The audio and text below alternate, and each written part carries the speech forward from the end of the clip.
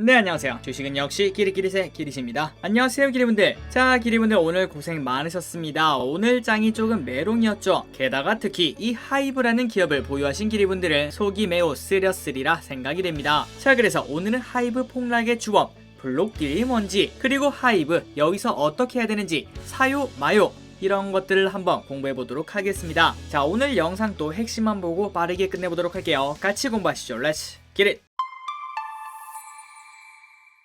자, 최근 들어서 하이브는 승승장구를 하고 있었습니다. 그 이유 중에 하나는 바로 이것 때문이겠죠. 방탄소년단 버터 빌보드 핫 100 5주 연속 1위를 달성을 했습니다. 자, 이런 뉴스가 나오면서 BTS가 쭉쭉 뻗어나오고 있으니까 당연히 주가 또한 이렇게 쭉쭉 올라가는 걸 확인할 수 있죠. 자, 오랜만에 한번 주봉으로 보도록 하겠습니다. 그리고 주봉을 보시면은 기리분들이 깜짝 놀라실 거예요. 자, 하이브 작년 10월 달에 상장을 했습니다. 그리고 그때 야 이거는 먹튀 아니냐 이런 얘기가 나올 정도로 상장하자마자 따스항을 하는 걸 확인할 수 있었는데요. 그리고 난 다음부터 한 2개월간은 계속 바닥을 다지는 모습을 보여줬습니다. 하지만 그때부터 슬금슬금 오르기 시작하더니 어느덧 저점 대비 2배 이상 오른 걸 확인할 수 있네요. 자, 이렇게 전 고점을 뚫으러 가고 있던 하이브가 오늘 갑자기 마이너스 7.5%나 하락하며 폭락을 하고 있습니다. 그래서 기존 주주분들은 이걸 보고 무슨 일이고 이렇게 말을 할 수밖에 없을 것 같은데요. 자, 무슨 일 때문에 이렇게 폭락을 했는가? 바로 이 뉴스 때문에 그렇습니다. 하이브 8,500억 규모의 블록딜 소식에 급락. 전날 스틱 인베스트먼트가 투자한 하이브 주식 286만 6,703주를 블록딜로 처분하기로 결정했다는 소식이 전해진 영향으로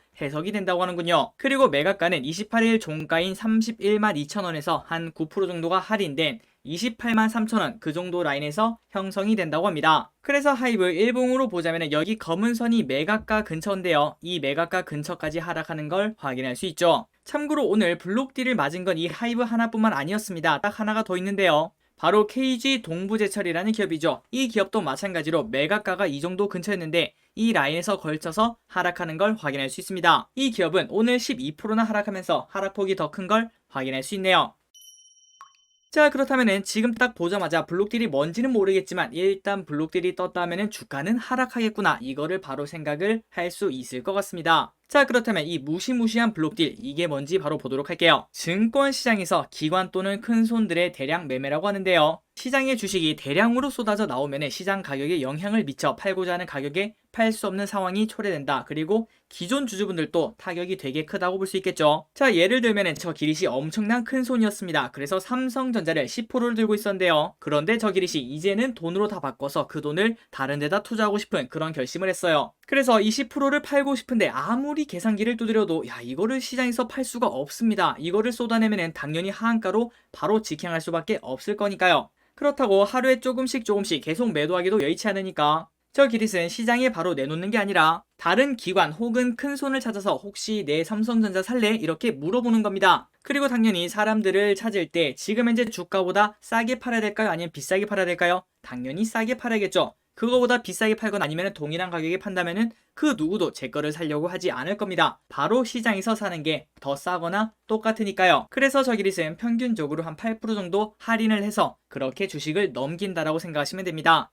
어쨌든 그런 식으로 큰 손을 찾은 다음에 시장 가격에 영향을 미치지 않도록 장 시작 전이나 장이 끝난 후에 시간의 매매로 크게 한 번에 넘긴다라고 생각하시면 될 것 같습니다. 자, 기리분들 이해가셨죠? 그러니까 블록딜은 그냥 큰 손들이 바로 시장에 쏟아내면은 모두가 피해를 보는 거 아니겠습니까? 저는 이제 팔고 싶은 가격에 못 팔아서 손해. 그리고 기존 주주분들은 아니 이게 뭐야 왜 갑자기 하한가야? 이런 얘기가 충분히 나올 수 있다는 거겠죠. 그래서 그런 것들을 방지하기 위해 다른 큰 손을 찾아서 저의 물량을 넘긴다, 조금 싸게 넘긴다라고 생각하시면 될 것 같습니다. 그런데 기리분들 이 블록딜이 나오면 왜 주가는 빠질까요? 바로 이것 때문이죠. 야, 기릿이 항상 말하는 이게 대주주 매도 그거랑 똑같은 거 아니냐? 맞습니다. 이거는 대주주 매도죠. 자, 대주주 매도는 맞습니다. 그래서 그 주식을 가장 잘 아는 사람이 매도하는 거니까 당연히 주가는 빠진다라고 볼 수 있겠죠. 하지만 여기서 추가적으로 봐야 될 점이 있을 것 같습니다. 제가 많이 판 만큼 그만큼 누군가 매수가 들어왔다는 점, 이런 점을 생각을 해봐야겠죠. 그래서 블록딜이 나오고 나서 첫날 다음부터는 나쁘게 볼 필요는 없다라고 생각합니다. 그 이유는 상당 부분 블록딜 악재는 이미 해소가 된 뒤라고 생각을 할 수 있기 때문이죠. 그 이유는 블록딜이 나오고 그 다음날에 주가가 보통 한 10% 정도가 빠집니다.